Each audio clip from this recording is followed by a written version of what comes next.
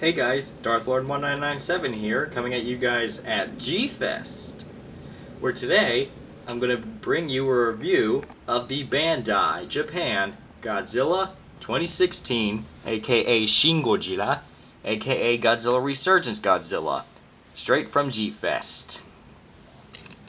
So, without further ado, let's get straight to the figure. Let's go on to detail.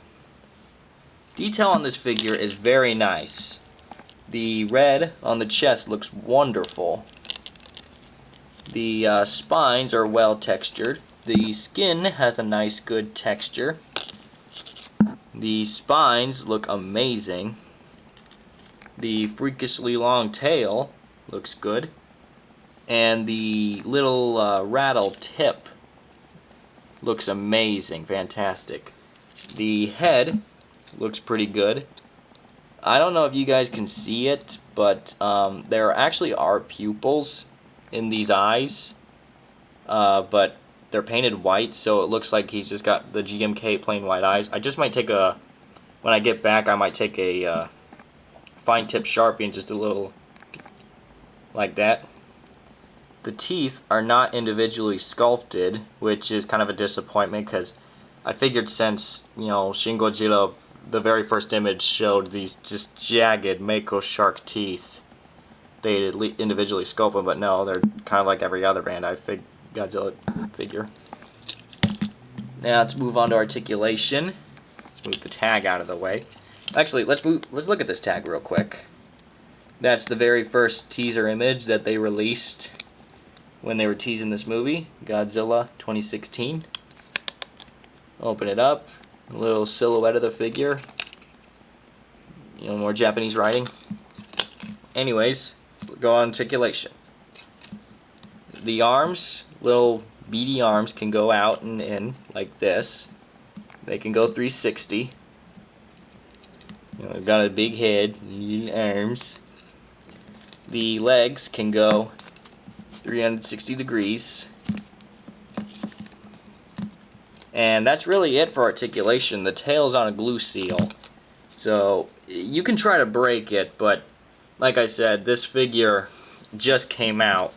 Matter of fact, it actually sold out the very first day in the dealer's room at G-Fest, so it's kind of like the crown jewel to get at G-Fest because it's sold out already.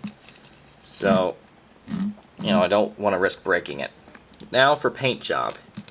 Paint job is actually where I have some complaints.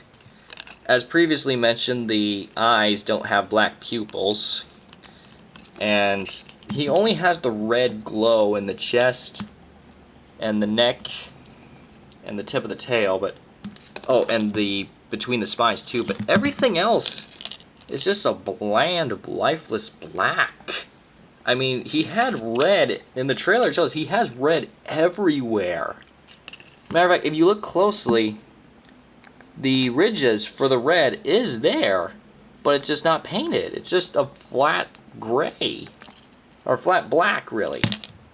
More charcoal black. So, when I get back, I might have to touch this up a bit, you know, add some red in. I understand the 12-inch one's going to have red legs, too, but from what I see in the image, the lower torso here and the tail, all that, it's not going to have it. And the spine should have these red, you know, things in here in the center, but it doesn't have it. So Bandai kind of slacked off in the paint job of this, but still, it's very nice to have this. Now let's go on to sizing. Let's compare him to a figure most people have that I got here at G-Fest as well. Let's bring out Bandai 92 Godzilla. You can see SHIN Godzilla is a little taller. You know, there's a little size comparison there. So he's your typical like 6.5 inches tall. So I say that's it for this review. I'm gonna give this figure a 3.9 out of 10. No, not out of 10. 3.9 out of 5. Alright, I will see you guys next time.